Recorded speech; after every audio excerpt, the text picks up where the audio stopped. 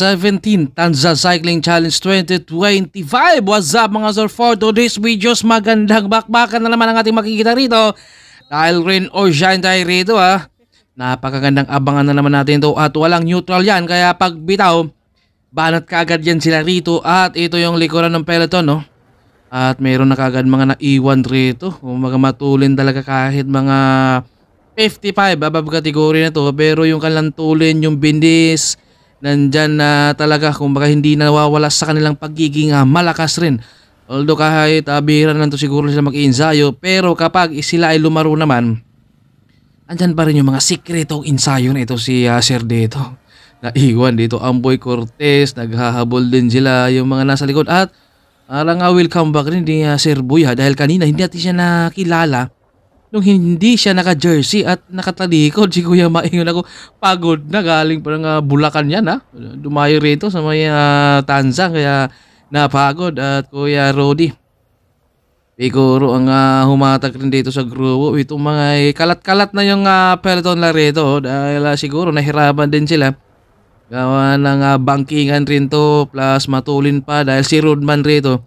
Medyo sa tingin natin ay lamang talaga, kaya ito binabanatan lagi dito ni Rodman. Pero si Kuya Rodi rin dito ay hindi nagpapaiwan, beat niya rito. At Kuya Juanito Pinto, si Sir Alex din. Kumaga ang gandang laban natin at si Bainoli Boss Hammer makakarimate kaya siya rito. Grabe yung peloton nila rito. Si Angge nasa likod rin. Magkaaway na yung peloton nila rito dahil ito si Rodman talaga. Dahil medyo nakalamang siya dito sa kanilang kategory, kaya gusto talaga niyang banatan kagad. Ito tumakas na si Rodman. Pero palitan si Kuya Rudy at Kuya Juanito Pinto ang humatak rin si Bainoli ang nasa harapan. Dahil inabot ito si Rodman, tatlo. Sumubok umagwat rito pero ang peloton rito hindi papayag. Inatak para dumikit rin. Ito may mga naiwanan na tayo rito. Dahil kanina ay pati dito si Sir Boy. Siguro dito na yung nag-ensayo ngayon sa laro na yan. Kaya dati hindi yan kumakalas, hindi yan umaayaw sa laro. Pero sa ngayon medyo kailangan na talaga niyang gumilid muna. Ito Sir Alex, dahan-dahang umagwat pero si Rodman naman nakabantay Sinubukan dito ni Sir na talagang takasan rin sana, pero si Rodman din nakabantay kaya binitbit dito ni Sir.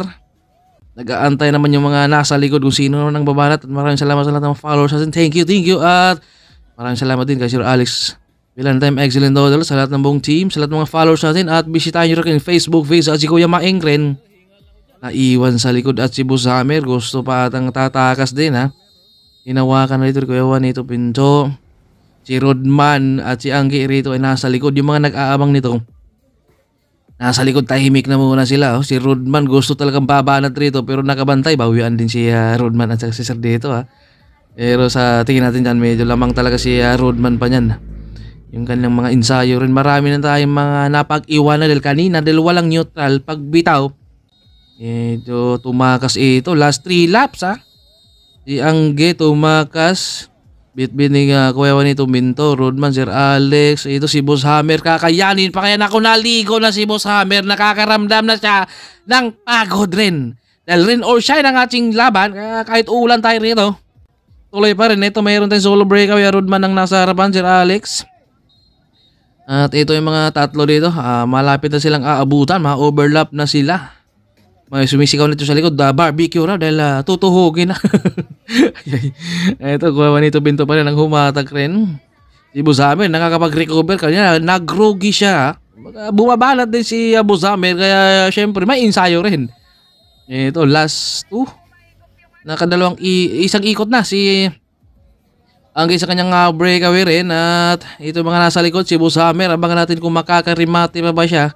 Dahil meron tayong isang solo breakaway. At sa last lap naman natin, inabot si Angge pero bumanat na naman itong si Boss Hammer dahil gusto niyang takasan at ayaw niya makikipagsabayan sa rematihan, kaya umagwat siya dito. Sinubukan niyang persahin sa kanilang last lap pero kuya nito ang humatak, Bainoli.